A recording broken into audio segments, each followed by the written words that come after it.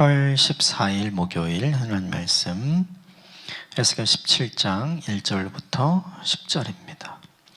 함께 교독하겠습니다. 여호와의 말씀이 내게 임하여 이르시되 인자야 너는 이스라엘 족속에게 수수께끼와 비유를 말하라. 여호와께서 이같이 말씀하여 이르시되 색깔이 화려하고 날개가 크고 깃이 길고 털이 숱한 큰 독수리가 레바논에 이르러 백향목 높은 가지를 꺾되 그 연한 가지 끝을 꺾어가지고 장사하는 땅에 이르러 상인의 성읍에 두고 또 그 땅의 종자를 꺾어 옥토에 심되 수양버들 가지처럼 큰 물가에 심더니 그것이 자라서 퍼져서 높지 아니한 포도나무 곧 굵은 가지와 가는 가지가 난 포도나무가 되어 그 가지는 독수리를 향하였고 그 뿌리는 독수리 아래에 있었더라. 또 날개가 크고 털이 많은 큰 독수리 하나가 있었는데 그 포도주가 이 독수리에게 물을 받으려고 그 심어진 도둑에서 그를 향하여 뿌리가 뻗고 가지가 퍼졌도다. 그 포도나무를 큰 물가 옥토에 심은 것은 가지를 내고 열매를 맺어서 아름다운 포도를 이루게 하려 하였음이라. 너는 이르기를 주 여호와의 말씀에 그 나무가 능히 번성하겠느냐? 이 독수리가 어찌 그 뿌리를 빼고 열매를 따며 그 나무가 시들게 하지 아니하겠으며 그 연한 잎사귀가 마르게 하지 아니하겠느냐? 많은 백성이 강한 팔이 아니라도 그 뿌리를 뽑으리라. 볼지어다 그것이 심어졌으나 번성하겠느냐? 동풍에 부딪힐 때 아주 마르지 아니하겠느냐? 그 자라던 도둑에서 마르리라 하셨다 하라. 아멘. 이것은 하나님의 말씀입니다.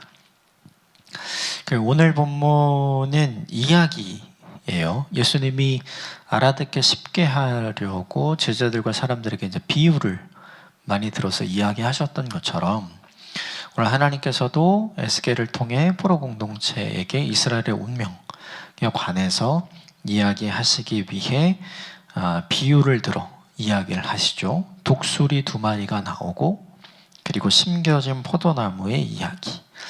그러니까 이 본문의 스토리가 중요한 게 아니라 이 스토리를 통해서 이야기하고자 하는 바가 훨씬 더 중요한 거예요. 그래서 오늘 본문과 내일 본문은 이제 연결이 되어 있는데 오늘 본문은 하나님께서 에스겔에게 들려주시는 스토리에 관한 내용이고 내일 본문이 이 스토리의 메시지에 관한 내용입니다. 그래서 오늘 본문, 내일 본문은 같이 연결해서 보면 될 것 같고요. 오늘은 먼저 1절부터 10절까지의 나오는 이 이야기들을 쭉 한번 저희가 살펴보고요. 그리고 이 본문 속에서 이제 구체적으로 말하려고 하는 바가 무엇인지 그리고 우리가 어떻게 적용해야 되는지 그 부분을 같이 좀 나눠보겠습니다. 먼저 2절, 3절 같이 읽읍시다. 시작. 인자야 너는 이스라엘 족속에게 수수께끼와 비유를 말하라. 여호와께서 이같이 말씀하여 이르시되 색깔이 화려하고 날개가 크고 깃이 길고 털이 숱한 큰 독수리가 레바논에 이르러 백향목 높은 가지를 꺾되 2절에 보면 수수께끼와 비유, 스토리, 이야기를 말하라는 거죠. 그리고 그 이야기에 등장하는 큰 독수리가 나오는데 3절에 나오는 색깔이 화려하고 날개가 크고 깃이 길고 털이 많은 독수리가 이제 바벨론을 이야기합니다. 4절 같이 읽읍시다. 시작. 그 연한 가지 끝을 꺾어가지고 장사하는 땅에 이르러 상인의 성읍에 두고 그 끝이 꺾인 연한 가지가 원래 있어야 되는 곳이 아니라 다른 곳으로 가게 된 거죠. 그러니까 이 본문에 등장하는 4절에 나오는 다른 땅으로 오게 된, 즉 상인의 성읍으로 오게 된 연한 가지는 뭐냐 하면 포로로 끌려온 여호야긴 왕을 이야기하는 거예요. 자, 5절, 6절 같이 읽읍시다. 시작. 또 그의 땅이 종자를 꺾어 옥토에 심되 수양버들 가지처럼 큰 물가에 심더니 그것이 자라며 퍼져서 높지 아니한 포도나무 곧 굵은 가지와 가는 가지가 난 포도나무가 되어 그 가지는 독수리를 향하였고 그 뿌리는 독수리 아래에 있었더라. 종자를 하나 꺾어서 옥토에 심었는데 그 심은 가지가 자라서 크지는 않지만 작은 포도나무가 되었다. 요거는 시드기야를 의미합니다. 이 본문에 그 뿌리가 독수리 아래에 있었대. 이 독수리는 3절에 나오는 독수리거든요. 여호야긴을 2차 침공 이후에 오늘 본문에 나오는 에스겔과 함께 포로로 끌고 갔죠, 느부갓네살이. 그러면서 느부갓네살이 남겨진 남유다와 예루살렘에 섭정을 하기 위해서 세워놓은 왕이 뭐냐 하면 시드기야였죠. 그러니까 그는 스스로 자생해서 생긴 왕은 아니었어요. 느부갓네살이 세운 거기 때문에 느부갓네살에게 충성하도록 세워진 왕이었고, 충성을 할 수밖에 없도록 남유다에 남아있던 거의 대부분의 왕족들, 귀족들, 리더십들을 다 끌고 가게 됐죠. 그래서 자라기는 했지만 그렇게 큰 나무로 자라지 못한 포도나무로 비유가 되죠. 그리고 그 뿌리가 독수리 아래에 있다는 이야기를 하니까 바벨론의 통치 아래에 있는 남유다의 현실을 이 본문이 이야기해 주는 거예요. 자, 7절 같이 읽읍시다. 시작. 또 날개가 크고 털이 많은 큰 독수리 하나가 있는데 그 포도나무가 이 독수리에게 물을 받으려고 그 심어진 도둑에서 그를 향하여 뿌리가 뻗고 가지가 퍼졌도다. 또 다른 독수리 하나가 나오죠. 요건 애굽입니다. 근데 이 애굽, 원래 이 포도나무는, 이 시드기야는 바벨론 아래에 있었잖아요. 그렇죠? 근데 이 본문을 보면 이 큰 독수리에게 물을 받으려고, 즉 애굽으로부터 물을 받으려고 원래 있던 원래 심겨진 도둑이 바벨론이죠. 그곳으로부터 떠나서 뿌리가 이제 애굽 쪽으로 가는 거죠. 이거는 이제 당시 역사적 상황을 이야기하는 거예요. 반바벨론 동맹을 맺어서 바벨론의 위협으로부터 벗어나고자 했던 시드기야의 친애굽 정책을 이야기하는 거죠. 자, 8절 같이 읽읍시다. 시작. 그 포도나무를 큰 물가 옥토에 심은 것은 가지를 내고 열매를 맺어 아름다운 포도나무를 이루게 하려 하였습니다. 바벨론으로부터 벗어나서, 즉 애굽 쪽으로 가까이 가서 본문에 나온 이제 큰 포도나무, 열매를 맺는 포도나무가 되기를 원했던 건 이제 시드기야의 꿈이었죠. 자, 9절 같이 읽읍시다. 시작. 너는 이르기를 주 여호와의 말씀에 그 나무가 능히 번성하겠느냐? 이 독수리가 어찌 그 뿌리를 빼고 열매를 따며 그 나무가 시들게 하지 아니하겠으며 그 연한 잎사귀가 마르지 아니하겠느냐? 많은 백성이나 강한 팔이 아니라도 그 뿌리를 뽑으리라. 이게 이제 바벨론 쪽에 있던 이 포도나무가 이제 애굽 쪽으로 이동해 가는 거잖아요. 지금 이 상황에서. 이제 중요한 게 있죠. 뭐냐면 애굽이 도와줄 것 같으냐? 애굽이 뿌리를 내려서 온전히 열매를 맺게 만드는 네가 기댈 만한, 의지할 만한 존재로 남아 있을 것 같으냐? 그렇지 않다는 거죠. 이 본문이 보여주는 건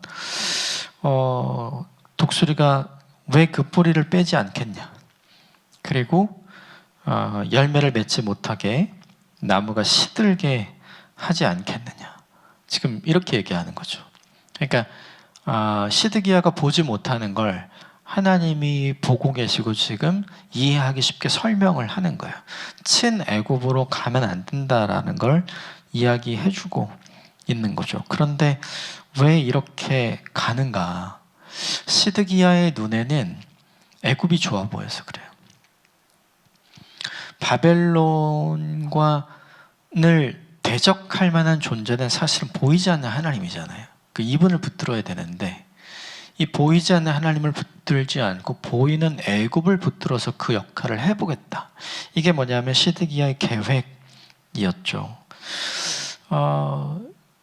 그 생각이 이제 당시 상황의 입장에서 보면 그런 생각을 가질 수도 있었을 것 같기는 해요.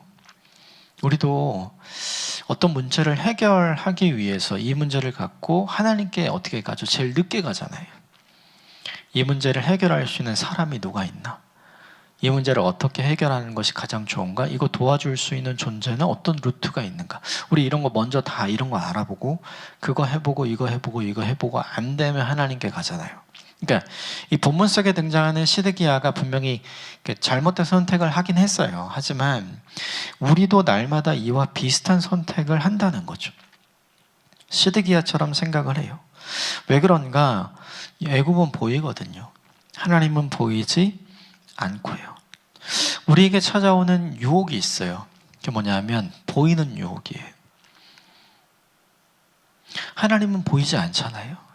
그분을 붙드는 게 진짜 우리를 살리는 동아줄을 붙잡는 건데, 보이는 어떤 것을 잡는 건 사실은 보이지 않는 것이 썩어 있는 동아줄인 경우가 많죠. 나중에 그걸 붙들고 나서야 그게 끊어지는 걸 경험하고, 내가 잘못 붙잡았다, 이렇게 뒤늦게 후회하는 경우가 많잖아요. 그러므로 중요한 게 있어요. 모든 유혹은 보이지 않는 것으로 찾아오는 게 아니라 보이는 것으로 찾아옵니다. 그러나 믿음은 반드시 보이지 않는 것으로 와요. 끊임없이 이 싸움이 우리에게 있어요. 보이는 것을 선택할 것인가, 보이지 않는 것을 선택할 것인가. 중고차를 살 때 중요한 게 있죠. 외관 중요하죠. 그러나 새 차가 아닌 이상 중고차를 살 때 외관보다 더 중요한 게 있어요. 그 차의 엔진 상태가 제대로 건강한 상태인가. 보이지 않는 부분이 훨씬 더 중요하잖아요. 그러니까 보여지는 외관은 깨끗하더라도 보이지 않는 내부가 문제가 생기면 그 차를 구입하면 수리하다가 끝나잖아요. 그러니까 우리도 다 알아요. 보이는 외부보다 중요한 것이 보이지 않는 내부라는 걸 너무 잘 알아요. 그럼에도 불구하고, 그걸 알매도 불구하고 우리는 그렇게 선택은 하지 않는다는 거죠. 오늘 본문에 등장하는 그 심겨진 바벨론이 심은, 이 큰 독수리가 심은 작은 포도나무, 즉 시드기야죠. 시드기야의 실수는 뭐예요? 보이지 않는 하나님을 선택해야 되는데 보이는 애굽을 선택하고 있다는 거죠. 우린 이 본문을 보면서 이게 잘못한 거야, 우린 이렇게 알아요. 하지만 우리도 그렇게 하고 있다는 게 가장 큰 문제인 거죠. 이걸 깨닫게 하기 위해서 제가 하나님께서 에스겔에게 이 본문의 이야기를 들려주는 거예요. 자, 10절 같이 볼까요? 시작. 볼지어다 그것이 심어졌으나 번성하겠느냐? 동풍에 부딪힐 때 아주 마르지 아니하겠느냐? 그 자라던 도둑에서 마르리라 하셨다 하라. 그 불신의 선택, 보이는 유혹에 넘어가서 한 선택의 결과는 뭐예요? 동풍에 마른다. 그러니까 당시 그 지도를 보면 남유다의 동쪽에 바벨론이 있었잖아요. 결국은 이 친서 정책이죠. 유다의 서쪽으로 애굽이 있었으니까 이 애굽과 친애굽 정책을 벌이다가 결국은 발각이 되죠. 그리고 결정적인 순간 애굽이 도와주지 않고 군대를 철수시켜요. 그것 때문에 결국은 바벨론에 의해서 시드기야도 죽게 되고 남유다와 이스라엘은 멸망을 하게 되죠. 그게 이제 역사 속에서 나오는 거죠.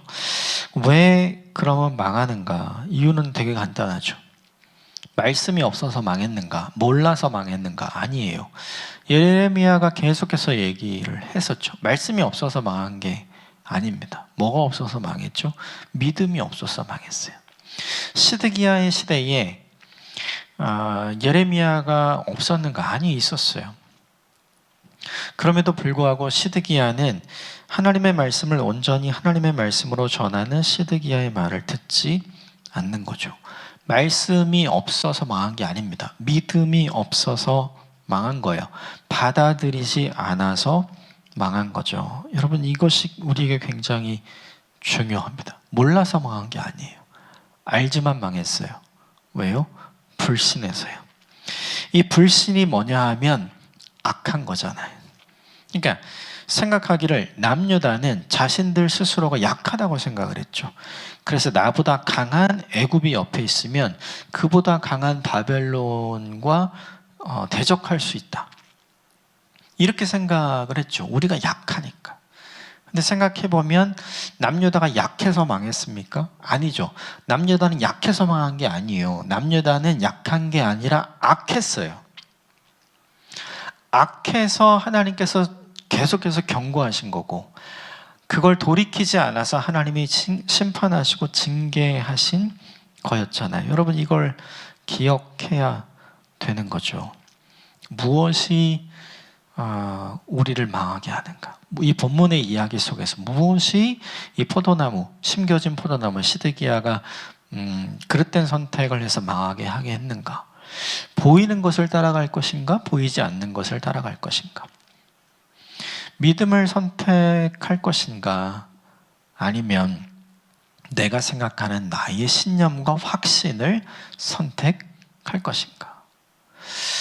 믿음과 신념 비슷한 말이잖아요. 근데 달라요. 믿음은 나로부터 나오는 게 아니라 하나님으로부터 나오는 거고, 신념은 나로부터 나오는 거예요. 그래서 신념은 자기 주관성이 훨씬 더 강력하죠. 그래서 신념은 뭐와 가깝냐면 고집과 가까워요. 그러나 믿음은 전혀 고집이 아닙니다. 무엇을 선택하는 인생을 살아야 하는 거 우린 다 압니다. 신념이 아니라 믿음을 선택해야 하고 고집이 아니라 믿음을 선택해야 하는 거 다 알아요. 그런데 우리는 그걸 못하는 게 아니라 하지 않습니다. 그게 악한 것이죠. 이것이 가장 근본적으로, 가장 표면적으로 찾아온 건 뭐냐면 다 보이는 데 있는 거예요. 누가 더 강하냐? 시드기야가 생각할 때 보이지 않는 하나님이 강하냐? 보이는 애굽이 강하냐? 보이는 애굽이 강했거든요. 우리가 조심해야 될 부분이 바로 이 부분이 아닌가 생각이 들어요. 무엇을 의지할 것인가? 무엇을 믿을 것인가? 우린 다 이렇게 이야기하죠. 하나님 좀 보여주십시오. 그러면 믿겠습니다. 이렇게 얘기하죠. 근데 보여주면 믿음이 필요 없잖아요.